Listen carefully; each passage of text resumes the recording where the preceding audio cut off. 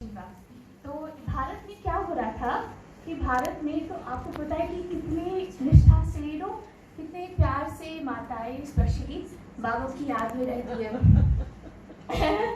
तो एक माता अमृत वेला के समय भर्ती चल रही थी सेंटर पर, तो वो घर से आती थी चलकर, तो जल्दी जल्दी में 2 बजे का वो उठी, उन्होंने तैयारी की और 3:30 को उन्हें पहुंचना था सेंटर। तो बाल खुले वगैरह सब छोड़कर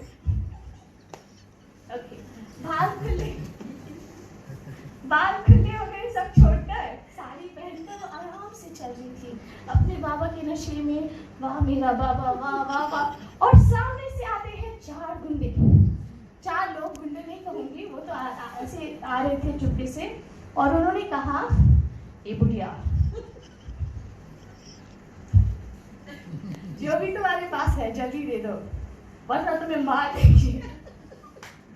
तो हमारी माता जी, जो माता जी थी इस पिक्चर में, वो कहती हैं, अरे मरे हुए को क्या मारते।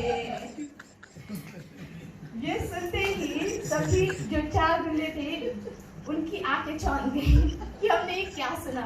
पहले तो ये भूत के जो डायनामिक्स है वो फिर परफेक्ट बैठे हैं, तो जिस स्पीड में वो भागे हैं, और फिर जब वो माता, उनको पता भी नहीं चला कि वो कितने डेंजर में थी।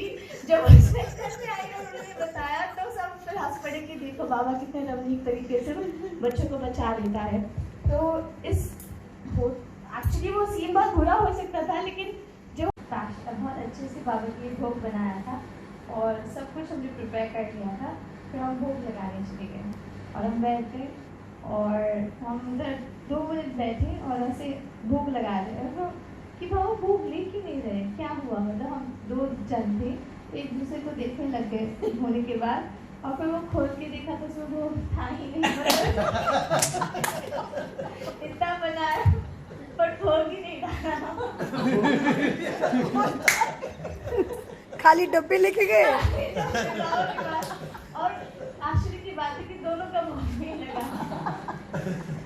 और सेम घटना मतलब ऐसे ही ये हुआ हमारे साथ कि हम रात को फ्लाइट में जा रहे थे, तो वो बहुत हम इकोनॉमी टाइप, बहुत चीप फ्लाइट होती है ना, वो जा रहे थे, तो उनके स्केड्यूल्स अदल बदल होते रहते हैं।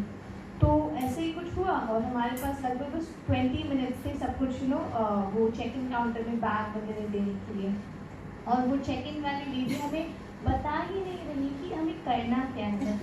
तो हम उनसे बात कर लिए, उन्होंने बोला आपका बैग इधर नहीं जाएगा। तो हमने बोला ठीक है, हम बैग इसी एयरपोर्ट पर छोड़ के जा रहे, कोई बात नहीं, हमारे रिलेटिव्स आके ले लेंगे। और हम अब बोर्डिंग के लिए भागी, लाइन वगैरह तोड़कर सब ऐसे एकदम फास्ट, और सिक्योरिटी गार्ड में एकदम कॉन्फिडेंस में पहुंचे कि हमें फ्लाइट मिलनी चाहिए। और उसने फिर ऐसे कुछ किया, तब हमें आश्चर्य लगा कि हमने बोर्डिंग पास ही नहीं लिया था। मतलब इतना मेहनत करके कॉन्फिडेंस हम तो फ्लाइट पकड़ ही लेंगे, हमें कौन रोक सकता है। तो मैंने ये ज्ञान से रिलेट किया कि सब कुछ मेकअप वगैरह करके, लेकिन अगर बोर्डिंग पास ही हमारा नहीं तैयार हुआ सत्युग का, तो फिर कैसे होगा। सत्युग का बोर्डिंग पास बहुत बाबा ने हमेशा हमको बोला है कि अवेयरनेस पूरी होनी चाहिए। इसी तरह से सेम एक बात थी कि वो 2 सिस्टर रोज मुरली सुनने आती थी, बस से आती थी वो। और एक बार क्या हुआ, सेंटर से आगे निकल गई वो, तो वो पहुंची नहीं मुरली टाइम पे। तो बाबा ने कहा कि वो दोनों बहनें कहाँ हैं। वो बाद में आई थोड़ी देर बाद, किसी ने बोला कि अभी तक तो आई नहीं है। जब वो आई तो बाबा ने उनको बुलाया, कहा क्यों देर हो गई तुम लोगों को। तो बोले हम बाबा आपकी याद में थे, इसलिए हम लोग आगे निकल के 1-2 स्टॉप आगे निकल गए। बाबा ने कहा नहीं बच्चे, जो हमेशा याद में होता है उससे एक्यूरेट कर्म ही होता था। तो रमणीक का तो अलग है, लेकिन हमें बाबा को यथार्थ याद करना है।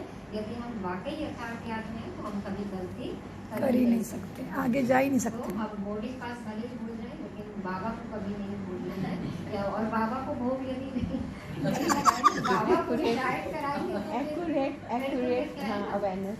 तो हमें हर काम में एक्यूरेट रहना है, अवेयरनेस की पूरी करनी चाहिए। और कैसे अवेयरनेस रख सकते हैं इसके लिए सब